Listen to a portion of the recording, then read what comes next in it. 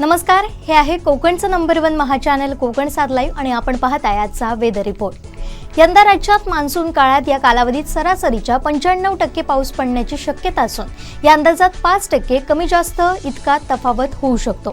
तर मध्य आणि पूर्व विदर्भ वगळले तर उर्वरित राज्यात बहुतांश ठिकाणी सरासरीच्या तुलनेत पाऊस कमी पडेल। जिल्ह्यात सरासरीपेक्षा 94% पाऊस अपेक्षित आहे, त्यामुळे पाण्याची विशेष काळजी घेणं गरजेचं आहे असं हवामान तज्ज्ञांनी सांगितलंय। यंदा उन्हाळी हंगामात अवकाळी पाऊस झाल्यानं हंगामात कमाल तापमान सरासरीपेक्षा 2 अंशांनी कमी होतं। यंदा राज्यात 10 जून पर्यंत मान्सून दाखल होण्याची शक्यता आहे। यंदाचा पाऊस कसं असेल, त्याची वैशिष्ट्ये काय आहेत ती सुद्धा जाणून घेऊयात। मान्सून दरम्यान ऑगस्ट आणि सप्टेंबरमध्ये साधारण पाऊस असेल।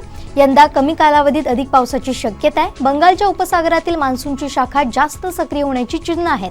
अरबी समुद्रातील शाखा सर्वसाधारण राहणार आहे। दरम्यान राज्यात आज सरासरी किमान 30 तर कमाल 33 इतकं तापमान राहील। राजधानी मुंबईत किमान 30 आणि कमाल 33 इतकं तापमान असेल। ठाण्यात किमान 29 तर कमाल 34 इतकं तापमान असेल। पालघरमध्ये किमान 29 तर कमाल 33 इतकं तापमान असेल। रायगडमध्ये किमान 23 तर कमाल 34 इतकं तापमान असेल। रत्नागिरीत किमान 29 तर कमाल 34 इतकं तापमान असेल। सिंधुदुर्ग जिल्ह्यात किमान 28 आणि कमाल 33 इतकं तापमान असेल। दोडामार्गमध्ये किमान 27 आणि कमाल 37 इतकं तापमान असेल। सावंतवाडीत किमान 27 आणि कमाल 37 इतकं तापमान असेल।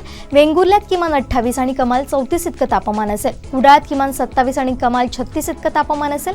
मालवणात किमान 28 आणि कमाल 33 इतकं तापमान असेल। देवगडमध्ये किमान 27 आणि कमाल 36 इतकं तापमान असेल। कणकवलीत किमान 27 आणि कमाल 37 इतकं तापमान असेल। वैभववाडीत किमान 27 आणि कमाल 37 इतकं तापमान असेल। तर नजीकच्या गोवा राज्यात किमान 29 तर कमाल 33 इतकं तापमान असेल। अधिक माहितीसह पुन्हा भेटूया यानंतरच्या वेदर रिपोर्टमध्ये। पाहत रहा नव्या कोकणचा ग्लोबल ब्रँड कोकण सात लाईव्ह।